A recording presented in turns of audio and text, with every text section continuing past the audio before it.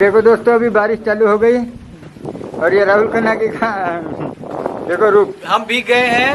जैसे हम बारिश यहाँ पे एंटर हुए किले में, तब से बारिश का वातावरण माहौल बना। यानी हम समझ गए कि विमल बेन हमारे साथ है। और जैसे हम वो पाताल कुआं देख रहे थे, वहाँ से बारिश शुरू हो गई। हम रानी महल की ओर जा रहे हैं और बीच में ये टेंट है, तो यहाँ पे रुके हैं।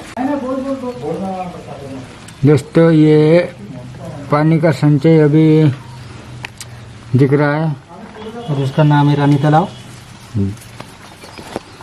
और यहाँ से अभी नीचे हम जाएंगे, जो नीचे है रानी महल। और ये पूरा तो विभाग ने ये काम एक अच्छा किया है, जो नया बना लिया, इसको थोड़ा दुरुस्ती कर ली इसमें। और अभी हम नीचे जा रहे हैं रानी महल की तरफ। हमारे आगे जा रहे हैं हमारे सलामी मामा जी और राहुल खन्ना के। दोस्तों आइए आपको दिखाते हैं रानी महल की तरफ हम बारिश अभी चालू है। बारिश चालू है, लेकिन अगर हम रुकेंगे तो रात हो जाएगी। तो बारिश में भीगना पसंद है, लेकिन ये पूरा देख के जाएंगे। और हम रुकने वालों में से नहीं है, रानी महल को देखना है।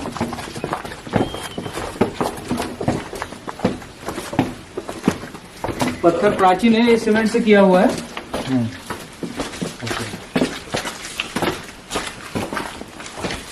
ये पूरा मोबाइल टॉर्च लगा के हमें जाना पड़ेगा।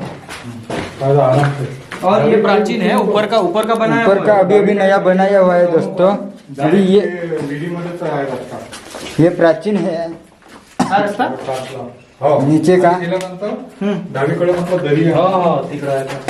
अभी हम नीचे जा रहे हैं। ठीक है, देखते हैं। मोबाइल की टॉर्च लगाए हुए हैं।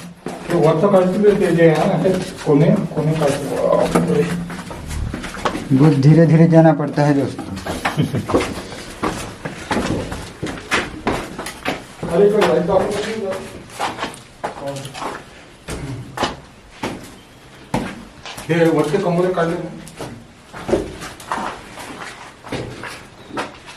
ये देखो दोस्तों, यहाँ एक छेद बना हुआ है जिससे कि रोशनी आ सके, बाहर की हवा रोशनी आने के लिए ये छेद बनाए गए हैं यहाँ से। और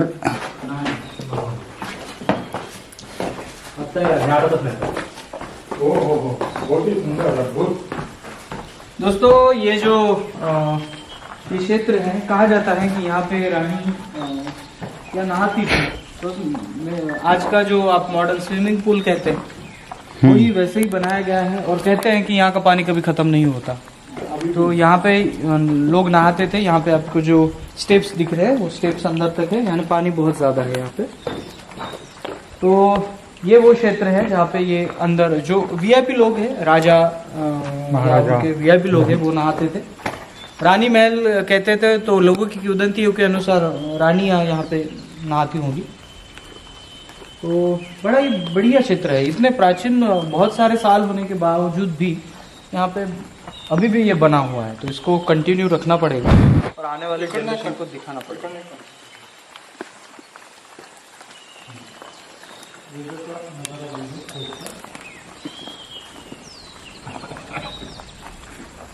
पत्थर है जो यूज किए गए इस किले में। तो कुछ पत्थर बाहर निकल के आए, आप देख सकते हैं। आज के काल में भी हम लोग 4-5 लोग मिलकर उठा नहीं सकते इसको। और इतना बड़ा किला बना दिया गया विदाउट कोई टेक्नोलॉजी। यहाँ पे पानी का संचय है। ये तालाब आपको नजर आ रहा है, ये आप देख सकते हैं। हम किले में है, उतरे नहीं है। ये किले के अंदर का ही भाग है, ऊपर है, जमीन से बहुत ज्यादा ऊपर है। और ये पानी का संचय है कि यहाँ पे रहने वाले सगाधारियों को पानी की कमी महसूस ना हो।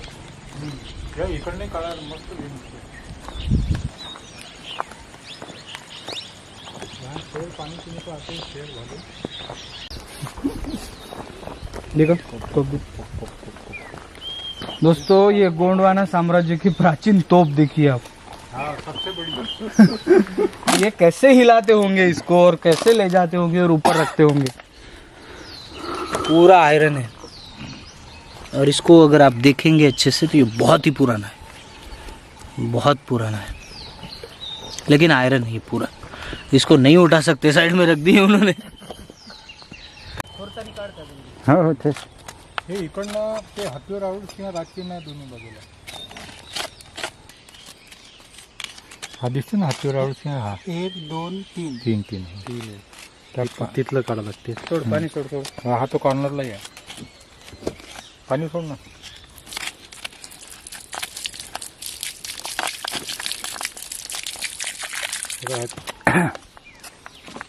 ह्या बाजूने का म्हणजे इकडे उधळेल तर मग म्हणशील हा पंजा आहे बाबा आम्हाला त्याची ताकद दे म्हणा बा बनवण्याची सेवा करायची आणि दुश्मनांना पराजित करण्याची ताकद दे म्हणा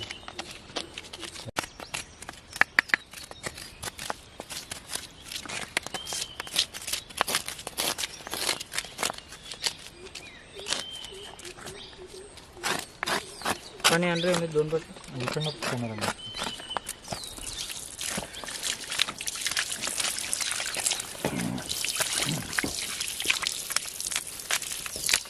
तो कुछ डिटेल देना चाहूँगा। यहाँ पे पूरी मिट्टी लगी थी तो हमने इसको धो दिया, मिट्टी पूरी निकाल दी है। तो ये इस सिचुएशन में है प्लेट, तो ये इस किले का भाग है, लेकिन डाकटू जी करते वक्त या बनाते वक्त इसको साइड में रखा गया है या फिर इसको बनाने वाले होंगे यहाँ पे रखा गया है। तो देखते हैं जब मिट्टी निकाली तो यहाँ पे हमें नज़र आ रहा है सोड्डुम। सोड्डुम यानी होता है शेर। ये देखिए ये पूरा सोड्डुम, ऐसे जो गोंडवाना का सोड्डुम है वो बिल्कुल इस टाइप का है। इसके नीचे येन है यानी हाथी है, लेकिन ये यहाँ से टूटा है, यहाँ पे भी ये टूटा है, ठीक है। लेकिन लास्ट में ऐसे ही ये जो शेर है इसके पीछे हाथी का पैर आपको दिख रहा है, ये देख रहे हैं आप। इसको जब हमने मिट्टी हटा दी तब ये जाके पूरा दिख रहा है, ये हाथी का पैर है। इसका मतलब ये है कि ये तीनों भी येन सोड्डुम है, यानी हाथी के ऊपर शेर की सवारी।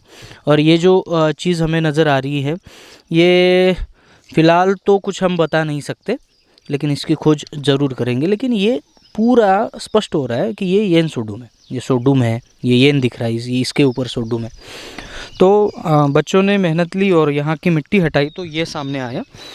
और इस किले की धरोहर को संभालना बहुत ज़रूरी है, क्योंकि हम टिकट निकालते हैं, देखने आते हैं। और मोस्टली एक चीज़ मैं यहाँ पे कहना चाहता हूँ, रानी महल हो गया या पाताल कुआं हो गया या स्टार्टिंग में जो हमें गेट नज़र आए उस पर एक गलती नज़र आई। वो गलती ये है कि वहाँ पे गेट पे कोई कपल्स आके अपने अपने नाम लिखते हैं। कोई दारू पी के आके दारू की बोतल वहीं रख देता है, कोई पार्टी करने आते हैं, खाते तो हैं लेकिन वहाँ पे फेंक देते हैं, और ऐसे ही हमारा किला ख़राब होने लगता है। तो इस वीडियो के माध्यम से एक ही कहना है कि आप अगर इस किले को अच्छा नहीं देख सकते तो इसका बुरा भी मत करो। ये जैसे है उसको रहने दो। पुरातात्विक विभाग है, फॉरेस्ट डिपार्टमेंट है, वो देख लेंगे।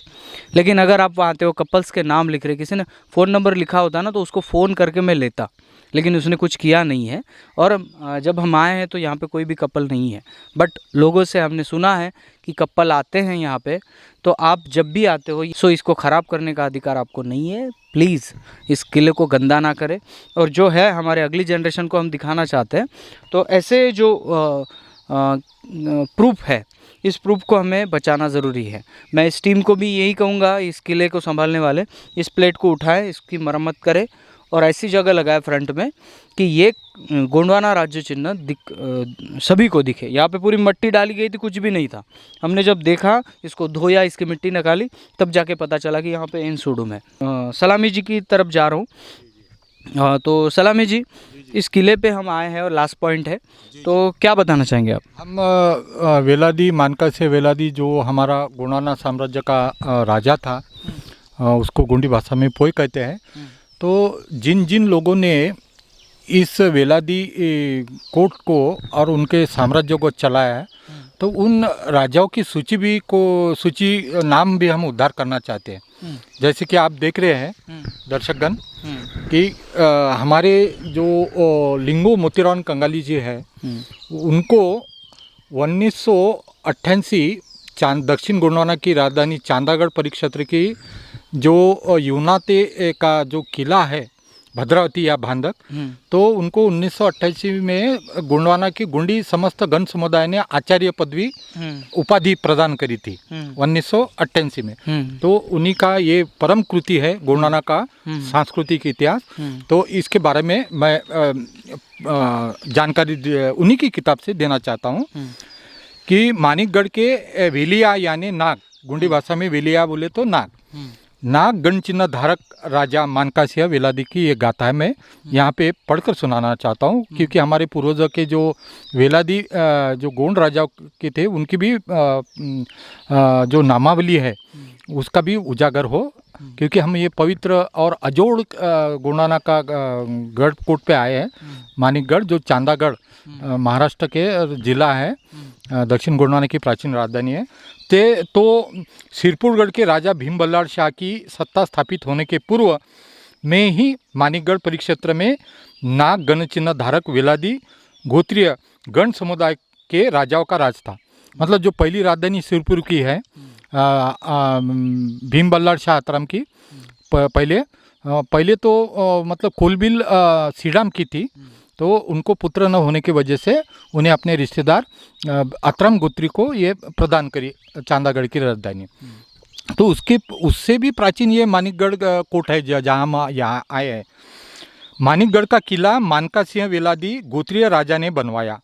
गढ़वीरों की गाथा के अनुसार वहाँ मतलब इस वेलादी मानिकगढ़ जो कोट है वहाँ मानका सिंह, तोंड्या सिंह, मानको रानी, हीरा तम्मू, भीमू नाग, पोत्तिया, लच्छू सिंह, मलका सिंह, झनका सिंह आदि राजाओं ने भी राज किया।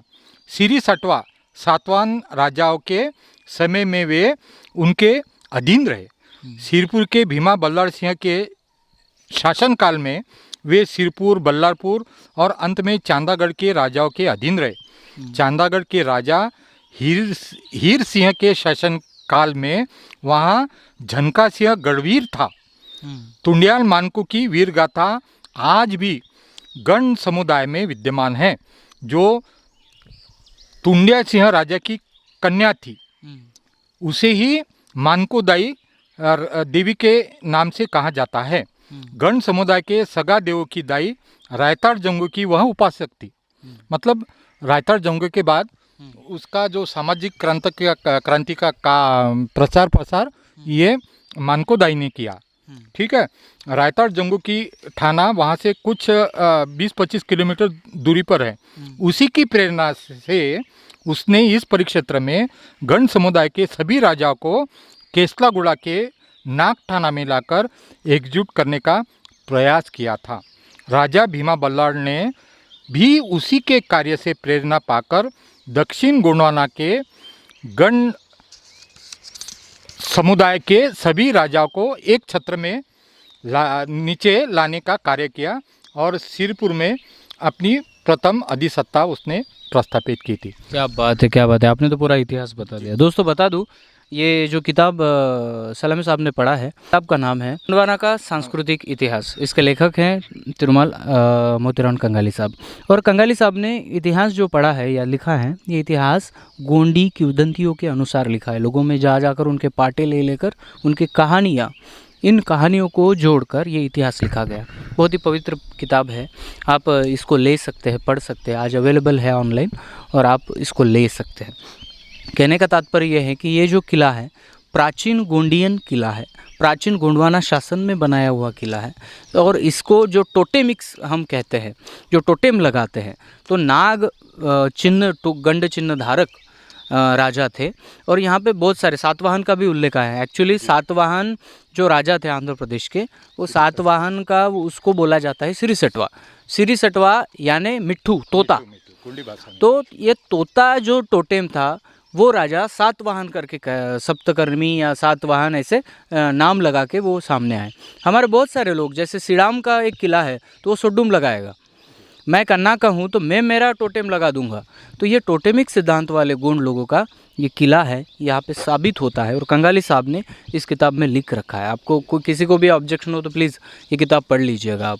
ये किताब बहुत ही गोंडवाना में मशहूर किताब है, चारों गढ़ों का और वर्णन है ये। बिल्कुल चारों गढ़ों का वर्णन, गोंडवाना पूरे संभाग का यहाँ पे वर्णन दिया हुआ है। और एक चीज़ बताना चाहूँगा राहुल कानाके जी, यहाँ के जीवती तहसील में चांदागढ़ जिला में तो कंगाली जी को जब जैसे ज्ञात हुआ कि रायताड़ जंगों ने मंदाय रोन यानी बहिष्कृत कुछ गण थे, गण नहीं समूह, तो मंदाय रोन जंगो रायताड़ ने वहाँ निर्माण करा था अनादिकाल में। तो कंगाली जी 40 साल पूर्व, करीबन 35 से 40 साल पूर्व राजूरा से ज्योति तहसील जहाँ कुटा परंदुली है पैदल गए थे। अरे बाप रे, पैदल गए थे, 40 किलोमीटर पैदल गए और 40 किलोमीटर पैदल आए, और वहाँ पे उन्होंने रायताड़ जंगों की जो वेसुड़ी है यानी गाथा है और जंगो रायताड़ के पाटा है वो वहाँ पे उन्होंने संकलित, कितना मेहनत किया होगा। क्या बात है दोस्तों, इतिहास ऐसे ही लोगों के हाथों से उभर कर आता है जो लोग जेन्युइन मेहनत करते हैं।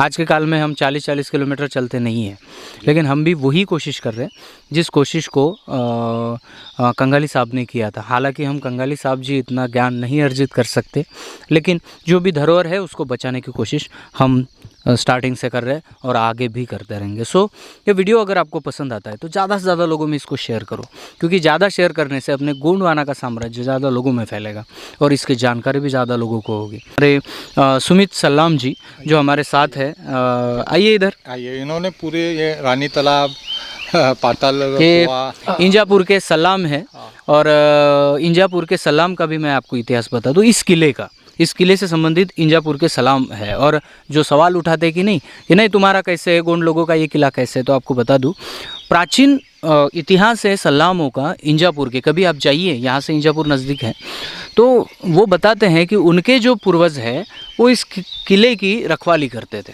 रखवाली का काम उन्हें दिया गया था और राजा के द्वारा, तो वो रखवाली करते थे, और रखवाली में होने के बाद एक राजा ने उनको 500 एकड़ से ज़्यादा ज़मीन दान में दी या उनको रहने के लिए दी। इंजापुर गांव बनाया गया, वहाँ पे उनका पिरसा पेन इंजादाई बनाई गई, और उसके बाद वो 500 एकड़ की ज़मीन में आज पूरा आपको इंजापुर और इनकी खेती बाड़ी सब आपको दिख जाएगी। ये तो गलत नहीं है। तो सलाम गोत्र का इंसान जिस गढ़ पे रखवाली का काम करता था, ये सबूत है, ये उभरते सितारे आज सबूत है इस इतिहास का, और बाकी लोग कह रहे हैं कि ये गोंडवाना का किला है ही नहीं। क्या आप इसको मानेंगे? क्योंकि अगर नहीं होता तो ये रखवाली करने के लिए वहाँ पे नहीं होते, समझ रहे आप? तो ये रखवाली करते थे, इसका मतलब ये था कि ये गोंडवाना राज्यकालीन ही किला है। लेकिन किसी जैसे मानिकगढ़ है तो मान का शब्द आ गया, तो इस शब्द को लेकर घुमा फिरा के कोई भी आज बोल रहा है कि इतिहास क्या है। अरे आप जब इतिहास बोलते हो, ये किला हमारा है, बाहर से बोलते हो, कभी आके उसको देखे हो कैसा है? कभी आके इसको स्वच्छ किए हो? जो खराब हो जाता है, लोग यहाँ पे आके उधम मचाते, तब आप क्यों नहीं आते? और सिर्फ इतिहास के सांस्कृतिक धरोहर को अपना कहना, यहाँ पे कंपटीशन चल रहा है। आप समझदार हो, हम पूरा मैंने गज सोडुम दिखाया आपको, ये सोडुम दिखाया, स्टार्टिंग के जो द्वार हैं उस पे गज सोडुम है, हाँ वहाँ पे वेलिया है जो टोटेमिक सिद्धांत है। इसलिए आप दोस्तों ये कोई भी कुछ भी कहे, आप लॉजिक लगाइए कि ये प्राचीन कितना है और किसका है, और ये प्राचीन धरोहर होने के बावजूद भी क्यों इसको लाइट में आने नहीं दिया जा रहा है। तो इसलिए हम यहाँ पे आए हैं। तिरुमल प्रकाश सलामी जी का बहुत बहुत धन्यवाद, हमारे सुमित सलाम जी का बहुत बहुत धन्यवाद जो इंजापुर से हैं। हमारी अलाइब्रेरी टीम शुभम नेताम जी बहुत मेहनत कर रहे हैं हमारे चैनल के लिए, तो उसका भी धन्यवाद। और कैमरे के पीछे जो बंदा है वो है अमित सोयाम, उसका भी बहुत धन्यवाद। वो हमेशा अपना, वो ग्रेजुएशन कर रहा है, लेकिन जब मैं बुलाता हूँ वो मेरे साथ दौड़ा चला आता है और वीडियो के लिए कैमरा लेके यहाँ वहाँ ढूंढता है, तो उसके लिए भी बहुत सेवा जोहार। मिलते हैं अगले वीडियो अगले टॉपिक के साथ, तब तक के लिए जय सेवा, जय जोहार, जय आदिवासी, जय गोंडवाना, जय भीम।